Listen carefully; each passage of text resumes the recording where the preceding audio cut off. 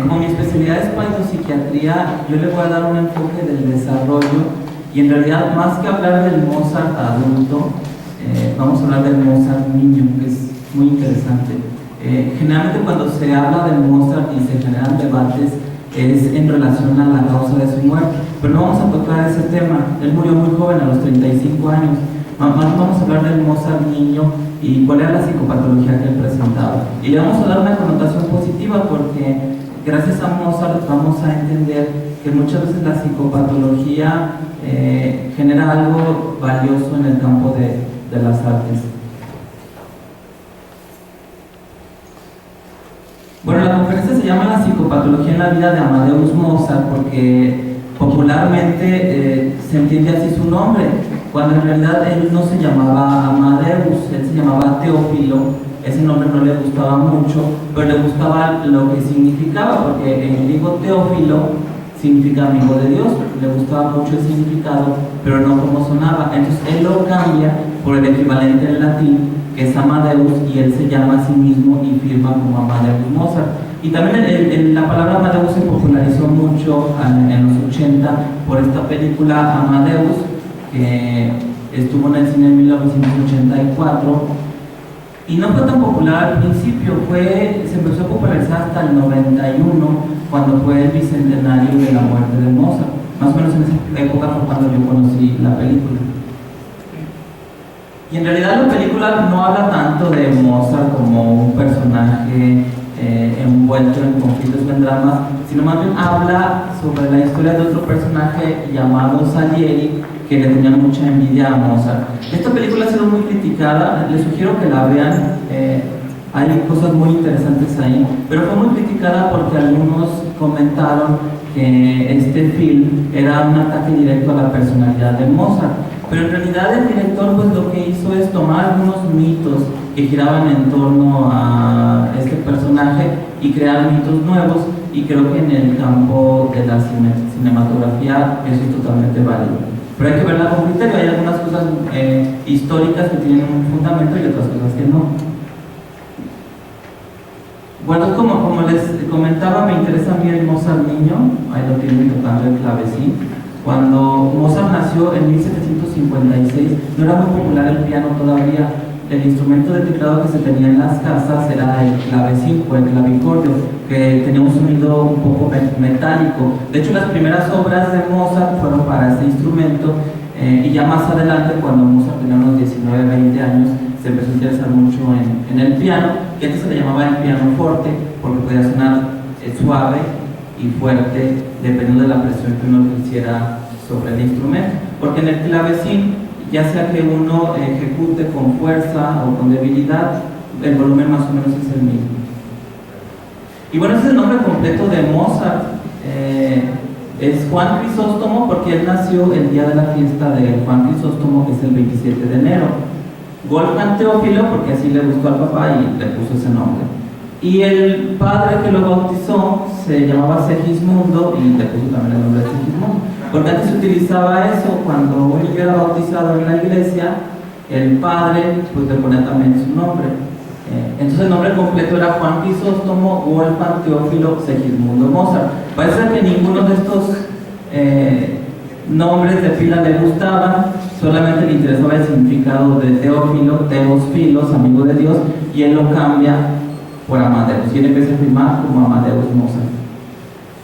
Y bueno, esto lo dice uno de los biógrafos más importantes de Mozart, que es Marcel Brionne. Fíjense, es muy interesante porque esto nos ayuda nos ayuda a comprender cómo es que Mozart surge en un momento histórico y cómo es que, aunque podamos tener genios actualmente, porque los debe de haber, es difícil que nazca otro Mozart porque no están las condiciones sociales o el contexto cultural no favorece que nazca otro. Esto lo dice Brion, dice: ninguna otra época ha vivido por y para la música como el siglo XVIII.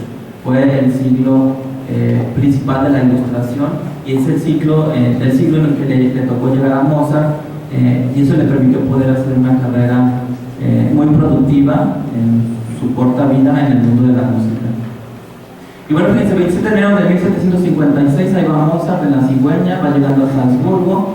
El viaje pues parece ser que es muy tranquilo, pero no pierdan la atención de la diapositiva, observen lo que va a pasar, todo va muy bien hasta ahí, va llegando ya a su ciudad natal y observen, ¿sí vieron qué pasó? Como que hubo un accidente ahí, ¿no? Como que el aterrizaje fue un poco forzoso. El embarazo fue normal, nació a los 9 meses, todo fue muy tranquilo. La mamá había perdido a muchos hijos, porque en realidad ellos tuvieron a 7 hijos y solamente sobrevivieron 2, Mariana, que era la hermana mayor, y Mozart, que fue el hijo número 7. Pero este aterrizaje forzoso posiblemente dañó el desarrollo cerebral de Mozart. Fíjense, esto es lo que nos dice este biógrafo, y él pone una cita del papá, de Paul Mozart. Tras un difícil parto, el niño fue de salud frágil, o sea, como que la cosa no fue muy bien, ¿no? Parece que fue un parto prolongado, con sufrimiento fetal, y bueno, a veces esto se relaciona con problemas que van a dar dificultades de adaptación ya algunos años después. Y dice esto Leopold Mozart: mi mujer ha dado felizmente a luz a un niño y se ha quedado sumamente debilitada. Entonces ya con esta referencia ya como que algo no estaba saliendo bien con el cerebrito de este niño. Y bueno, este es un libro que yo les recomiendo. No hubiera podido dar la conferencia sin lo que escribió Oliver Sacks en este libro, porque gracias a lo que dice este neurólogo recientemente desaparecido, podemos comprender cómo a veces los problemas neurológicos van a generar una reestructuración del cerebro, y cómo las tareas que el cerebro va a elaborar para compensar su déficit van a ser tareas que incluso nos van a maravillar. Que de hecho el cerebro enfermo o los cerebros que tienen daños orgánicos son cerebros muy interesantes, porque hacen un trabajo que es poco habitual, y ahí es donde vemos los recursos. Oliver Sacks se ha caracterizado por ser un investigador que, lejos de ver el déficit, él más bien ve cuál es el recurso que se moviliza con ese déficit.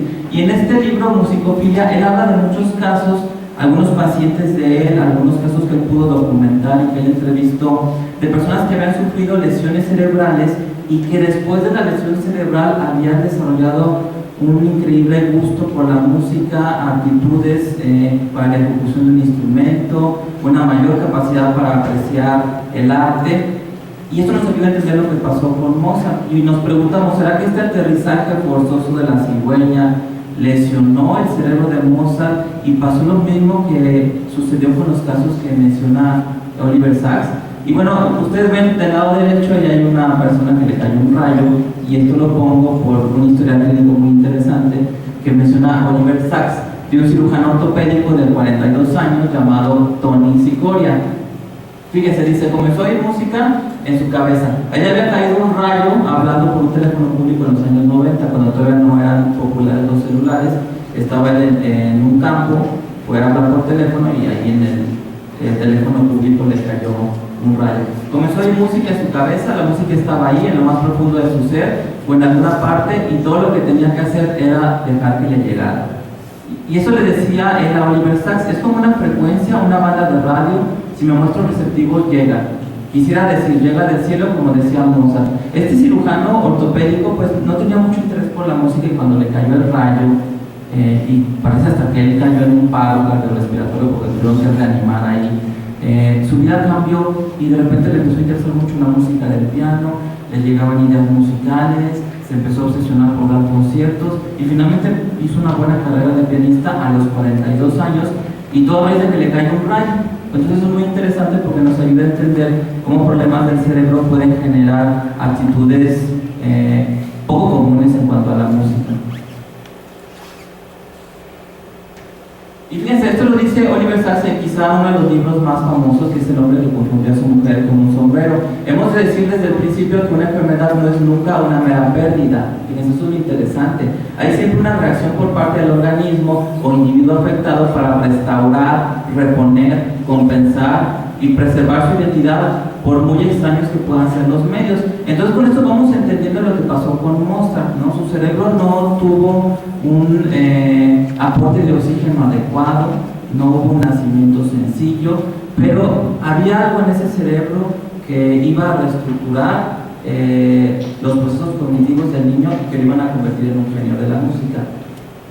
El mundo exterior, por otra parte, le era en cierto sentido indiferente, de tan absorto como estaba con su vida interior. Me parece interesante esta cita de este biógrafo porque con esto entendemos que Mozart como que tenía unos rasgos de autismo. Era un niño poco sociable, era un niño que por él no había mucho problema si no salía a jugar.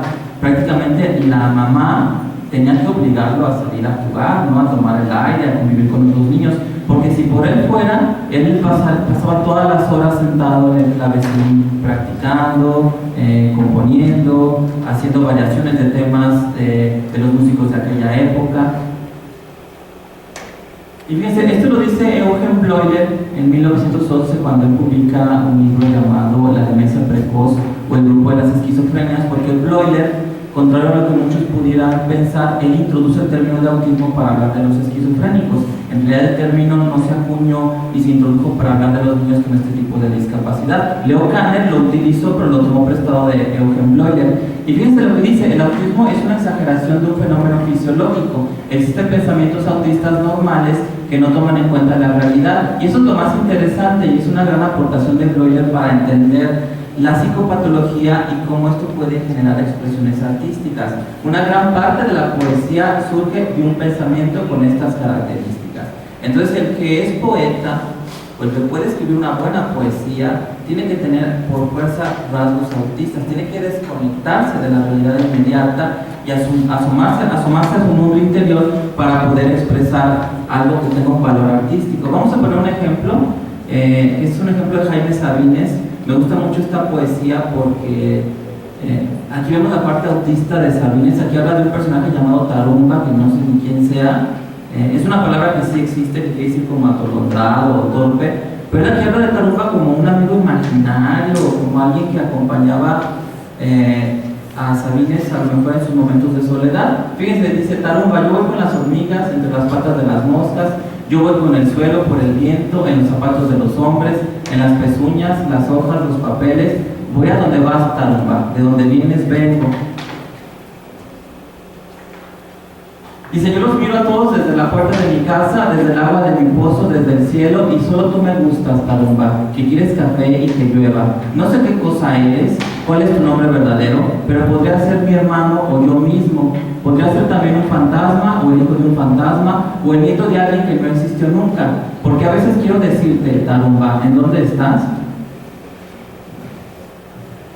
Bueno, y aquí, pues muy por encimita vamos a hablar de otro gran personaje de la música, que es Ludwig van Beethoven, que es muy interesante porque muchos de sus biógrafos, los que han estudiado su obra, han visto como una gran tragedia que este personaje se haya quedado sordo cuando estaba entrando a la vida adulta. Pero hay algunos autores que mencionan que en realidad el hecho de que se quedara sordo fue una ventaja. Es decir, que él no hubiera podido componer esa música, que curiosamente sus más grandes obras son cuando él ya no escuchaba nada, si él hubiera escuchado, porque la sordera de Beethoven, pues ahora sí que lo obligó a ser un poco autista. Es decir, apagó todo el estímulo del ruido exterior y todos los sonidos que existían en el mundo real, y solamente le permitió escuchar esa música o esos pensamientos musicales que venían de su cerebro. Es decir, la sordera funcionó como una especie de autismo que iba a hacer que su cerebro se concentrara más en la creación de música. Claro que si Beethoven hubiera nacido solo, pues no hubiéramos tenido lo que tenemos, ¿no? Esa gran obra. Obviamente tenía que utilizar el oído para él entrenarse y hacer una carrera musical, pero en el momento en que él empieza a componer música de muy alta calidad, en realidad a él no le afectó, más bien fue una ventaja el quedarse sordo porque él le permitió tener este tipo de creaciones. Twinkle, twinkle, little star, how I wonder what you are. Up above the world so high, like a diamond in the sky. Twinkle, twinkle, little star, how I wonder what you are. Bueno, pocos saben que esta canción es de Mozart. La letra no, la letra dice brilla, brilla. Vale, pues. La letra no, la letra dice brilla, brilla estrellita y le han puesto muchas letras, ¿no? Pero esta melodía la compuso Mozart cuando él era pequeño. Son variaciones de un tema en donde le dio inspiración en las composiciones de un hijo de Bach, que es Carlos Felipe Manuel Bach. Y él compone esta pieza, y es una pieza tan encantadora y tan sencilla y tan genial que ha servido para estimular procesos cognitivos en los niños. Por eso me parece el siguiente video. A, B, C, D, E, F, G, H, I, J, K, L, M, N, O, P, Q, R, S, T, U, V, W, X, Y, and Z. Now I know my ABCs. Next time won't you play with me? Bueno, en Estados Unidos se utiliza mucho esta melodía mozartiana, 100%, para que los niños aprendan el abecedario y se lo aprenden.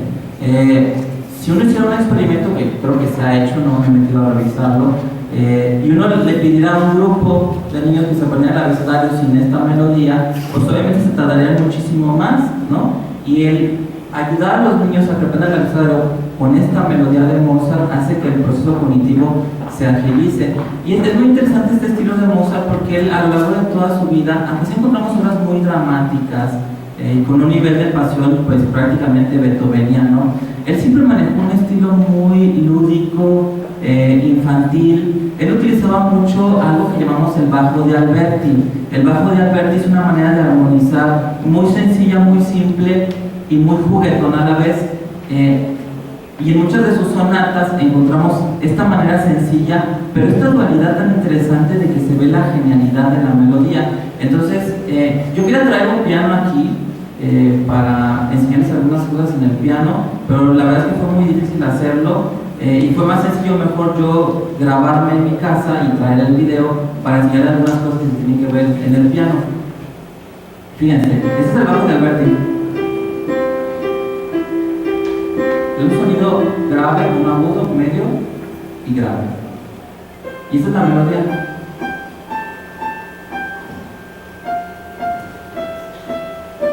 Es muy sencilla.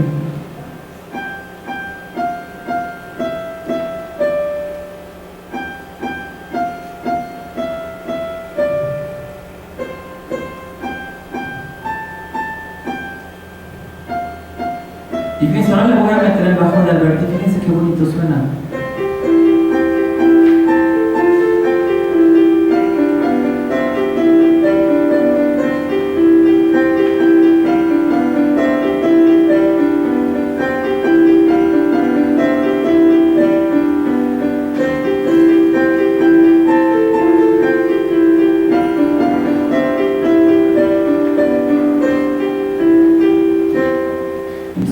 Yo veo la genialidad de Mozart y veo esta dualidad de la que habla Oliver Sacks, ¿no? La armonía parece que la compuso un niño y que está jugando y le da este aire lúdico a la canción, pero la melodía es genial, ¿no? Y es la melodía de un músico consumado, con una capacidad increíble para poder generar música de la nada. Hay una pieza muy bonita que es de las últimas piezas de Mozart ya adulto, que en el catálogo de las obras de Köchel tiene el número de 545, que es la sonata en do mayor. Es una pieza increíble y él utiliza el bajo de Alberti. Entonces me encantan estas piezas porque es el cerebro del niño como que se quedó en la infancia, a lo mejor por el problema que tuvo al nacimiento, un poco haciendo la analogía de este cirujano que le cayó el rayo, y aparte todos los recursos que tenía el cerebro de Mozart para compensar el déficit.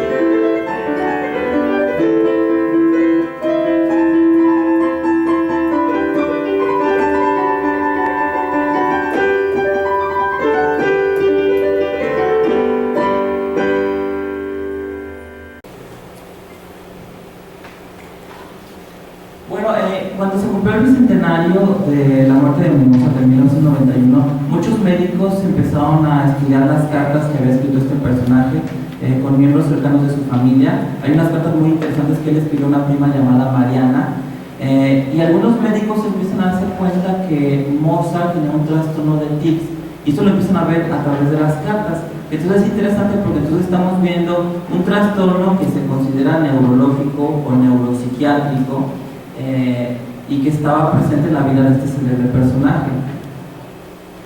Bueno, nuevamente es Oliver Sacks. Él es uno de los autores que ha escrito mucho sobre la psicopatología de Mozart. Y Oliver Sacks, en un libro que habla mucho del autismo y otras discapacidades, que se llama Un antropólogo en Marte, él habla de cómo Aleteo de Capadocia, un médico de la antigüedad, ya había descrito los tics motores y los tics vocales en sus pacientes. Los tics motores son gesticulaciones o movimientos motores muy rápidos que sufren los niños o los adolescentes y que a veces les generan dificultades porque hacen que les pongan apodos. Y los tics vocales o fonatorios son ruidos que a veces los niños hacen un poco sin querer y que eso también les complica mucho la vida. Dice, Aleteo de Capadocia consignó hace casi 2000 años casos de ladridos y gestos crispados, de muecas de extraños, ademanes de maldiciones y de blasfemias involuntarias. Está interesante esto de los ladridos porque parece que la manera de reírse de Mozart era un poco como estruendosa o como un ladrido. Y también pareciera que esta parte de las maldiciones y las blasfemias, que psicopatológicamente se le conoce como coprolalia, también era un síntoma que Mozart tenía. Aunque esto se puede documentar en cartas, en realidad pues no tenemos audios de entrevistas que le hayan hecho. Más bien que hablarían de coprografia, no de coprolalia, porque nunca lo hemos escuchado hablar. Y esto lo dice Leo Kanner. Algunos tics pueden estar representados por el hipo, tos, risa histérica, gruñidos, ladridos, eructos. De hecho, cuando un niño o un adolescente tiene tics motores y tics vocales, se puede empezar a considerar el diagnóstico del síndrome de Gilles de la Tourette, que ahorita lo vamos a mencionar. Esto lo decían los papás de un paciente, un niño que le llevaron a Leo Kanner. Leo Kanner es el padre de la psiquiatría infantil norteamericana. Y fíjense, dice, los ruidos de la garganta le comenzaron hace más o menos un año, se está poniendo peor, le suena como el piopio de una gallina. Entonces, fíjense, estos antecedentes son muy interesantes y lo que el director de Amadeus hace es que toma estas referencias y eso se lo mete al personaje y obviamente el actor es increíble y genera este tipo de risa. Fíjense, vamos a ver un...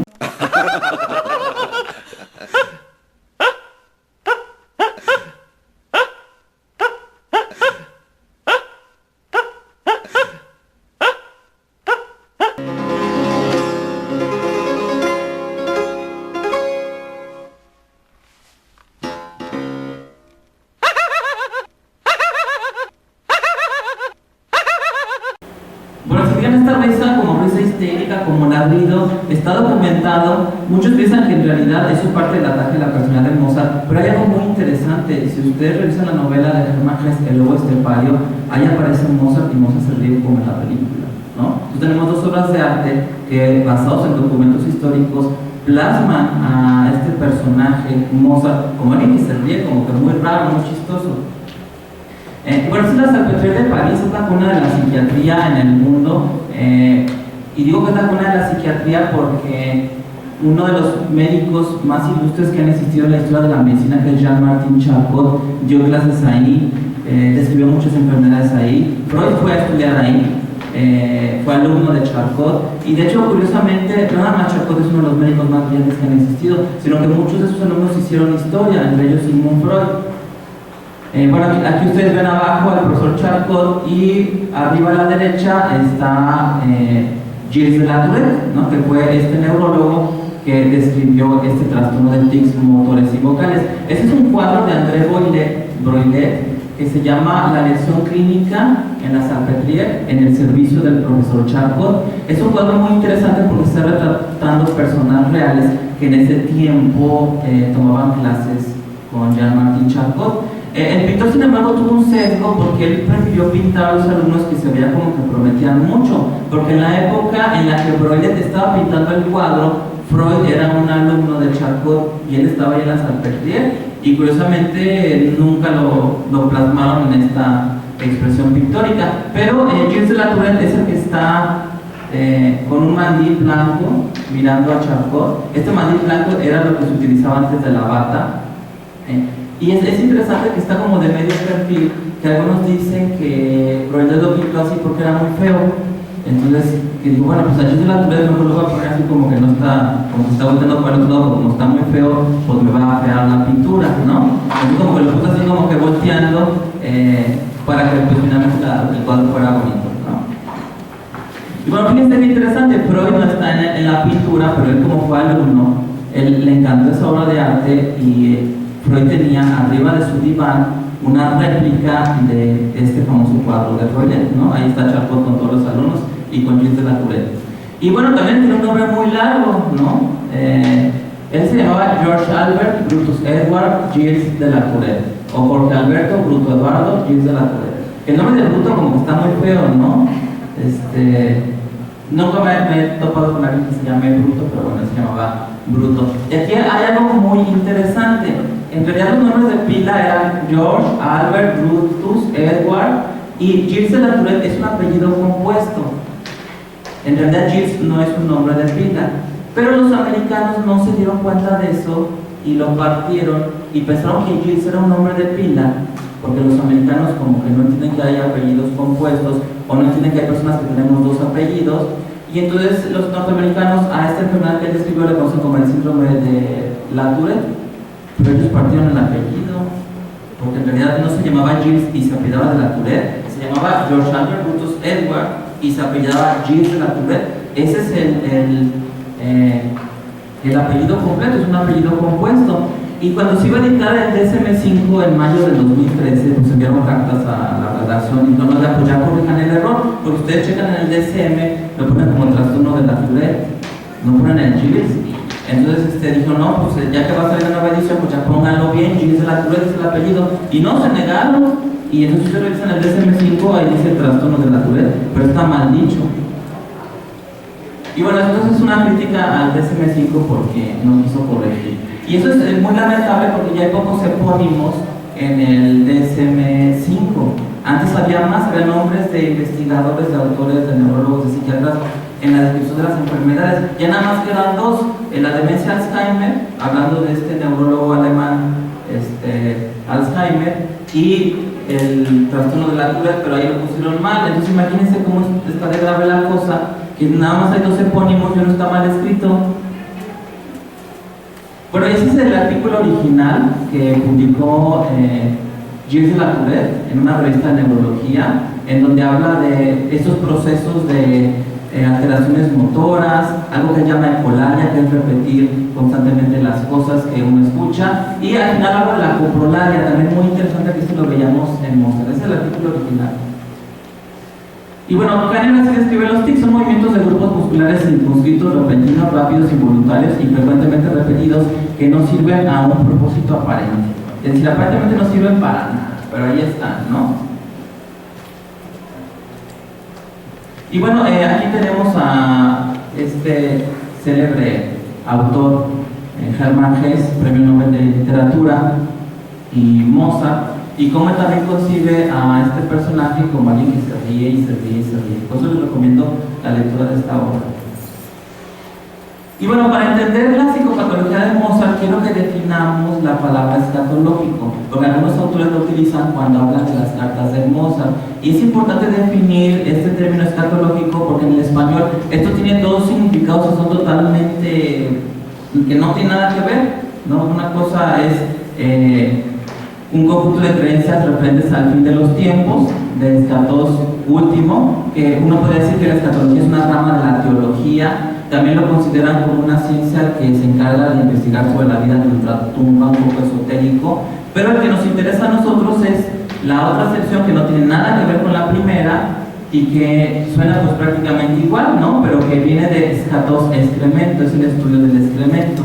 Entonces algunos autores muy elegantemente, cuando hablan de que Mozart utilizaba un lenguaje escatológico, no se refieren a que hablaba del fin del mundo ni de la vida de ultratumba, sino que tenía un lenguaje coprolágico, muy soez y muy obsceno.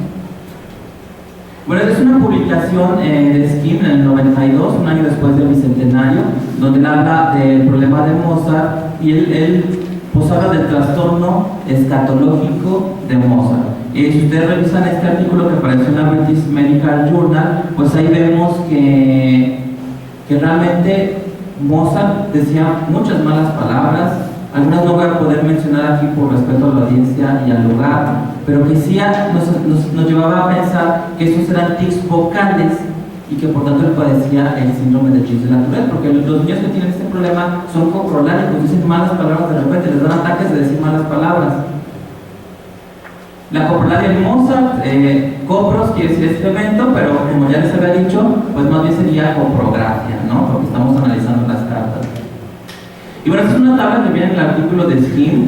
Aquí él encuentra que de las cartas que él analizó, él pudo recopilar 371 cartas de Mozart y él encontró que en 63, que es el 17%, que es un porcentaje que yo considero estimable, él encontró características que sugieren el síndrome de la Tourette, que está mal escrito, es síndrome de Gilles de la Tourette o trastorno de Gilles de la Tourette.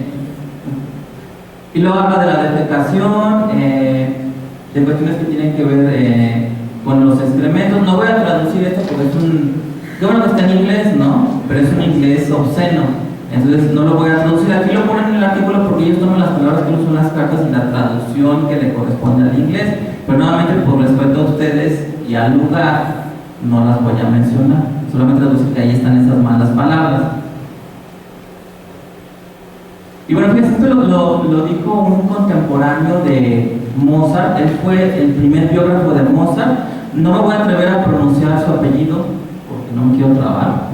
Nada más diré que se llama Friedrich, y ya si ustedes quieren pronunciar el apellido, pues ya lo pronunciarán. Pero fíjense, dice, tenía un tic o idiosincrasia que por regla general es un síntoma de estupidez. Su cuerpo estaba perpetuamente en movimiento, jugaba sin cesar con sus manos, movía sin descanso sus pies en el suelo. Y también tenemos el testimonio de la que era la enfermera de Constanza, su esposa, que dice esto: a menudo hacía muecas extraordinarias con su boca. Pues sí, ¿no? Tics motores y esta coprografia que realmente seguramente era coprolalia, y ya nos va a acercar el diagnóstico de Gilles de la Tourette. Y bueno, esto lo publica Oliver Sacks también en la British Medical Journal, también en el 92, a un año de bicentenario, y él encuentra esta relación entre el síndrome de la Tourette, nuevamente mal dicho, síndrome de Gilles de la Tourette, y la creatividad, ¿no? Que eso no lo entendemos más a través de un autor colombiano que es Rodolfo Ginás, que ahorita lo vamos a ver, porque sí existe ese vínculo entre los tics y la creatividad. Por ese artículo que salió en el 2007, en donde se hace un análisis histórico de la psicopatología de Mozart, y esos autores también demuestran que era claro que él tenía toda la sintomatología típica del síndrome de Gilles de la Tourette. Pero recuerden ustedes que el síndrome de Gilles de la Tourette pues, fue escrito mucho tiempo después, fue escrito a principios del siglo XX en la Salpêtrière.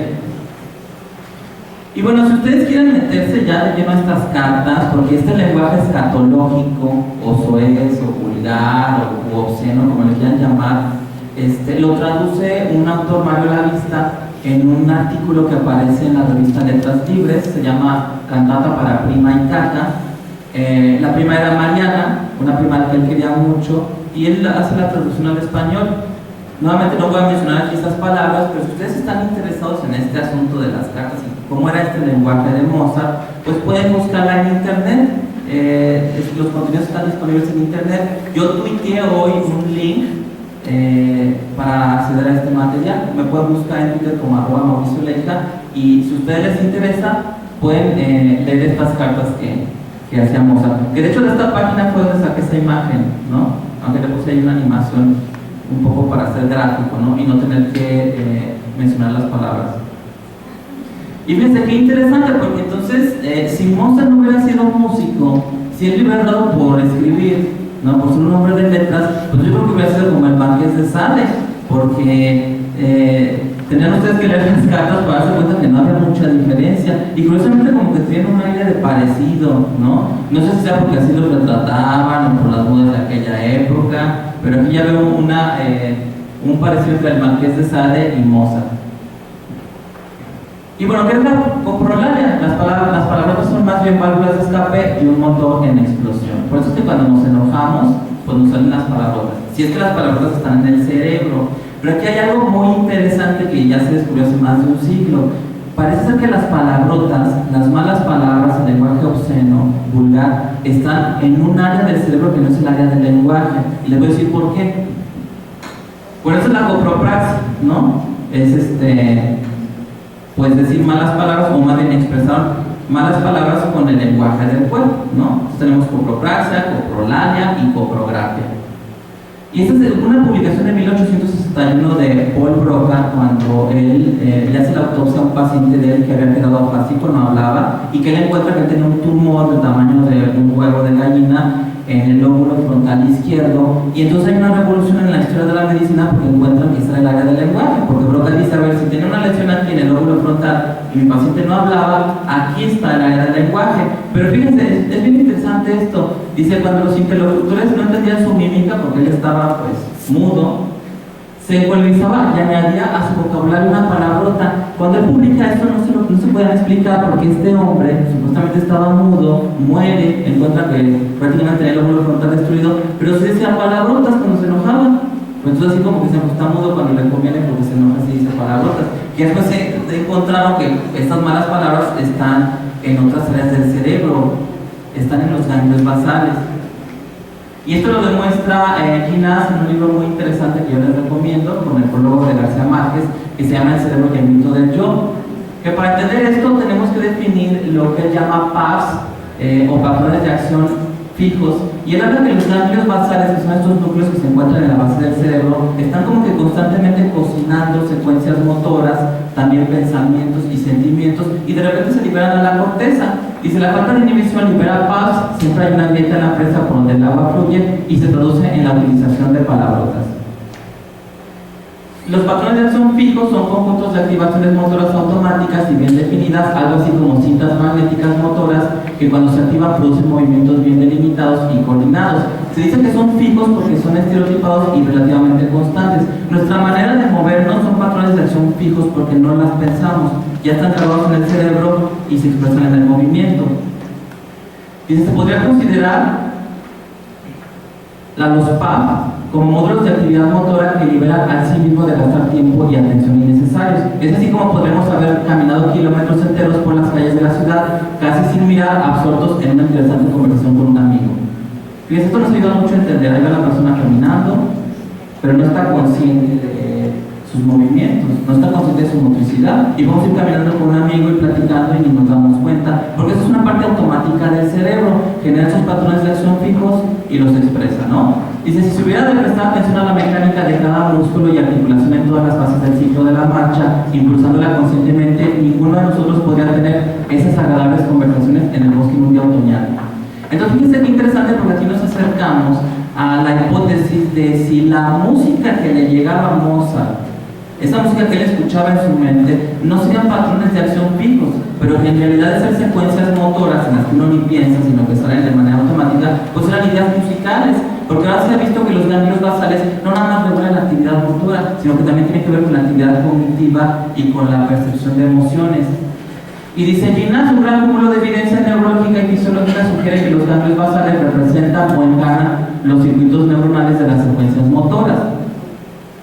Y en personas con síndrome de la Tourette, nuevamente mal dicho, el síndrome del gis de la Tourette, se liberan continuamente patrones de acción fijos fuera de contexto y muy particulares.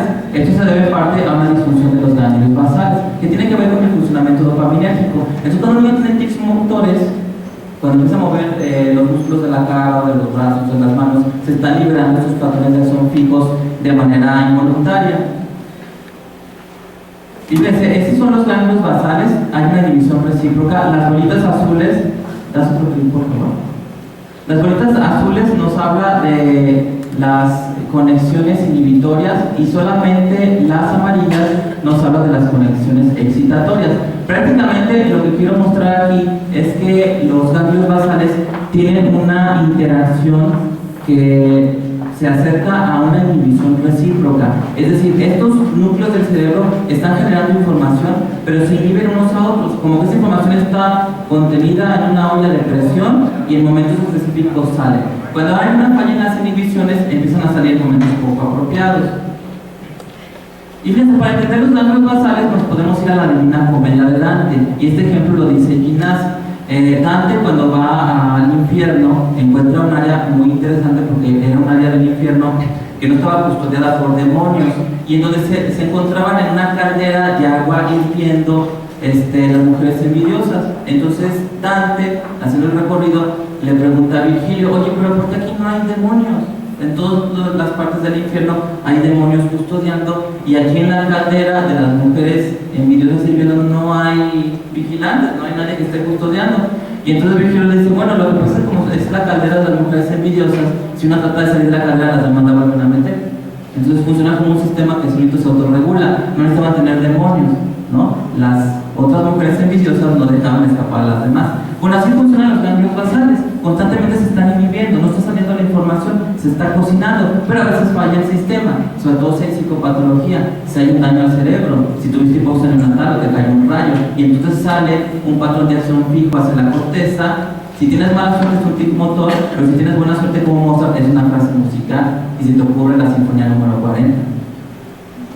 Mozart decía que su inspiración le llegaba del cielo, pero pues claro, ¿no? Pues él no entendía todo esto, que gracias a la investigación que se ha generado desde que Charcot empezó a investigar, su alumno Gilles de la Tourette y las investigaciones de Ginás, ya podemos entender de dónde le viene la genialidad a Mozart.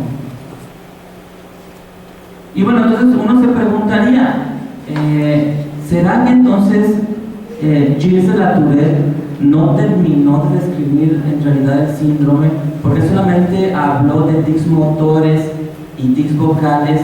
Pero ahora nos estamos acercando a un periodo donde la investigación más bien nos ha mostrado que los ganglios basales tienen que ver con más cosas y que posiblemente también haya tics sensoriales, es decir, que de repente te llega una idea musical, o te llega a otra, o te llega a otra, te llega a otra.